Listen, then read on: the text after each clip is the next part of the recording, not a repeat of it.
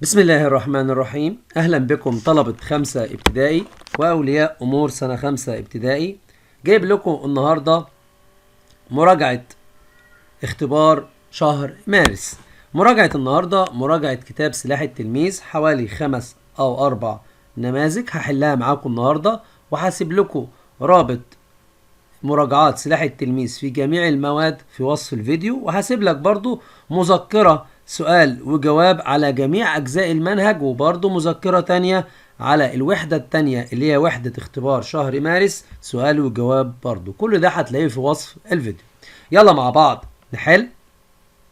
الاختبار الأول: لاحظ الخريطة المقابلة ثم أجب. نشوف رقم واحد عندنا ده ايه. رقم واحد بيقول لك ايه؟ في رقم واحد بيقول محافظة بها بانوراما حرب اكتوبر، يبقى محافظة مين؟ محافظة القاهرة. طب رقم اتنين، نشوف رقم اتنين اللي هي طبعا مدينة ايه؟ مدينة اسكندرية او محافظة اسكندرية. المحافظة دي كانت عاصمة مصر في عصر البطالمة. السؤال الثاني: اكتب كلمة صواب أمام العبارة الصحيحة وكلمة خطأ أمام العبارة غير الصحيحة. قتل والد أحمس وأخوه كاموس في حربهما ضد الهكسوس. طبعا الإجابة إيه؟ الإجابة صحيحة. الاتنين دول اتقتلوا في حرب التحرير اللي قادها أبو أحمس وأخوه الكبير. بعد كده انتصر أحمس على الهكسوس وطردهم. بنى المصري القديم المقابر من الطوب اللبن. طبعا الإجابة إيه؟ الإجابة غلط. المقابر بنيت من الأحجار والمعابد بنيت من الأحجار، الطوب اللبن كانت البيوت. نشوف السؤال الثالث: قام الحكم الروماني لمصر على أساس الديمقراطية والحرية. طبعا الإجابة إيه؟ الإجابة غلط، لأنه كان حكم مطلق استبدادي. نشوف السؤال الرابع: يمكننا رؤية الرسومات المصرية الرائعة على جدران معبد كوم أومبو بأسوان. طبعا الإجابة إيه؟ الإجابة صحيحة. طالما معبد يبقى موجود عليه رسوم. نشوف السؤال الثالث: اختر الإجابة الصحيحة مما بين القوسين. السؤال الأول: أحد أبرز القادة العسكريين في مصر حديثا هو مين القائد العسكري الحديث؟ طبعا محمد أنور السادات، اللي هو قائد حرب أكتوبر أو السادس من أكتوبر. رقم 2: أدخل البطالمة آلات زراعية جديدة لمصر، منها طبعا أدخلوا إيه؟ الساقية، ودخلوا محاصيل جديدة واستوردوا حيوانات من الخارج. نشوف السؤال الثالث: يقع حصن بوهين على الحدود المصرية. طبعا الحدود المصرية الايه؟ الحدود المصرية الجنوبية، وكان معمول من الأحجار وبرضه معمول من الطوب الايه؟ اللبن، كسكن لمين؟ كسكن للجنود وتأمين حدود مصر الجنوبية. السؤال الأخير: دلل على صحة العبارة الآتية: حاول الإسكندر الأكبر كسب تأييد المصريين قديما. طبعا اديني دليل ان هو حاول يكسب ود المصريين وتأييدهم، ان هو زار معبد الإله آمون في واحد سيوة عشان يكسب ود المصريين ويكسب تأييدهم. يبقى زار الإسكندر الأكبر معبد الإله آمون في واحد ايه؟ في واحد سيوة. يلا مع بعض نشوف النموذج الثاني. الاختبار الثاني: لاحظ الخريطة المقابلة ثم أجب. رقم واحد يشير للبحر المتوسط، ده صح ولا غلط؟ يلا نشوف رقم واحد الأول، نشوف هل بيشير للبحر المتوسط ولا لا. رقم واحد طبعا بيشير للبحر المتوسط، هنعمل إجابة صح. اختر يشير رقم 2 لمحافظة. نشوف رقم 2 بيشير لمحافظة ايه؟ المحافظة اللي تحت خالص دي محافظة أسوان، يبقى يشير رقم 2 لمحافظة ايه؟ محافظة أسوان. يلا بعد كده نشوف اختر الإجابة الصحيحة مما بين القوسين. عقدت أول معاهدة سلام في التاريخ بين المصريين ونقط.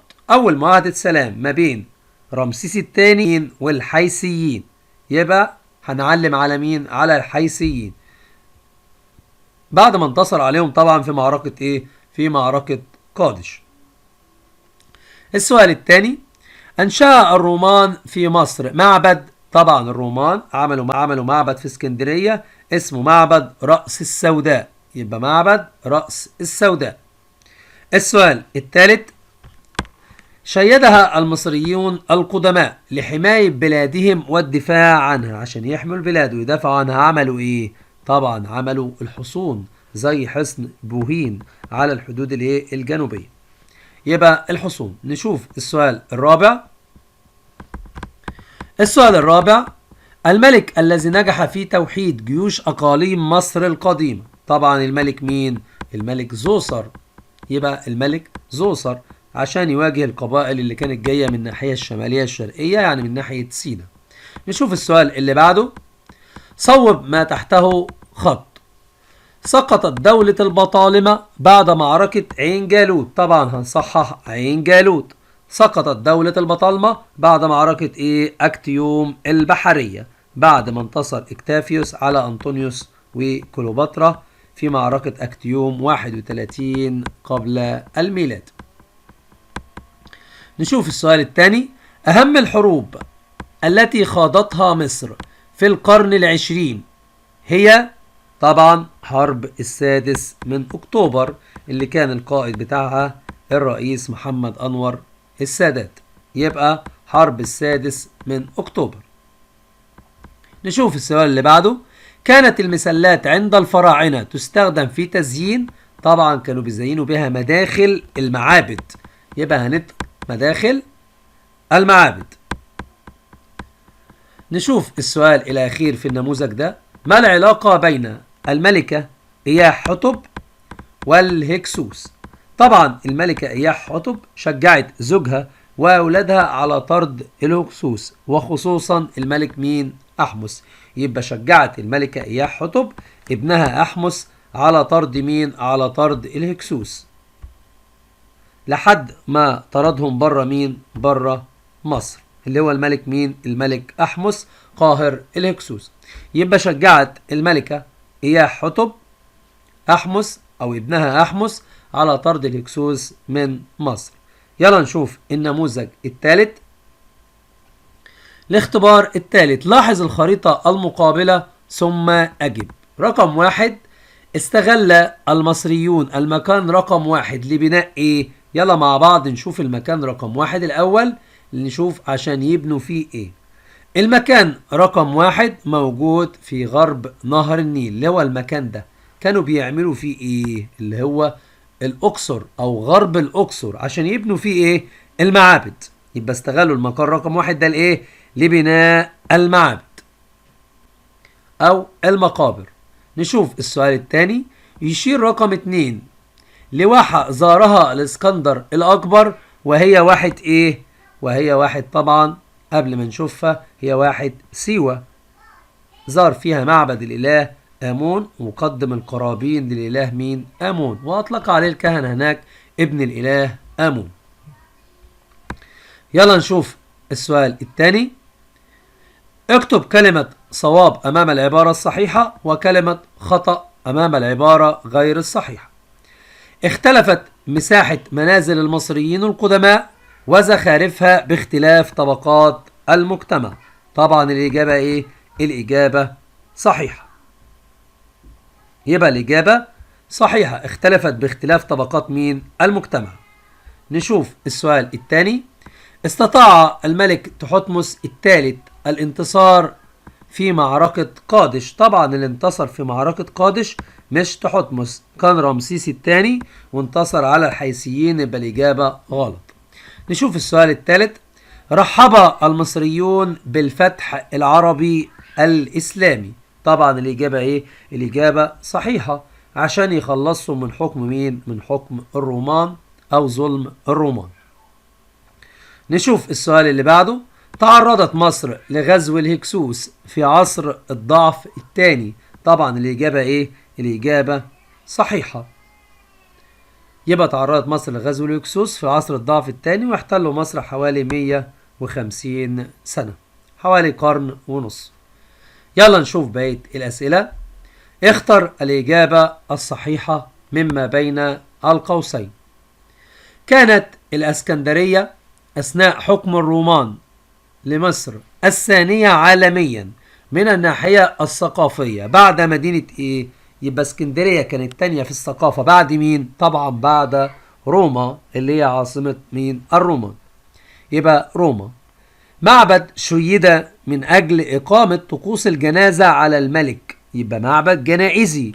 أني من دول معبد جنائزي؟ طبعا معبد الملكة حتشبسوت، لأن المعابد الباقية دي كلها معابد آلهة، أما حتشبسوت معبد جنائزي. انتصر الجيش المصري في معركة مجدو على أمراء، طبعا أمراء الآسيويين أو أمراء قارة إيه؟ قارة آسيا. نشوف السؤال الرابع. اشرح بأسلوبك. عايزين نشرح بأسلوبنا. أهمية الرسم عند المصريين القدماء. طبعا المصريين القدماء استخدموا الرسم عشان يعبروا عن إيه؟ عشان يعبروا عن حياتهم الاجتماعية وحياتهم السياسية وحياتهم العسكرية والدينية في الرسم على جدران المعابد وجدران مين؟ وجدران المقابر، وبرضو عن الأنشطة الاقتصادية اللي كانوا بيمارسوها زي الزراعة أو الصناعة. يبقى عبر به المصري القديم اللي هو فن مين؟ اللي هو فن الرسم، عن الأحداث السياسية اللي كان بيمر فيها والاجتماعية والعسكرية، وعن الأنشطة الاقتصادية اللي هو كان بيعملها زي الزراعة وزي الصناعة. كل ده سجله على جدران المعابد والمقابر. يلا مع بعض نشوف آخر نموذج معانا، الاختبار الرابع. لاحظ الخريطة ثم أجب. يشير رقم 1 لشبه جزيرة، طبعا رقم 1 من غير ما نشوفها هتبقى شبه جزيرة مين؟ شبه جزيرة سيناء. يبقى رقم 1 شبه جزيرة سيناء، هنكتب سيناء. نشوف رقم 2 صواب أم خطأ. رقم 2 نشوف السؤال اللي فيه اللي هنقول صح أو غلط.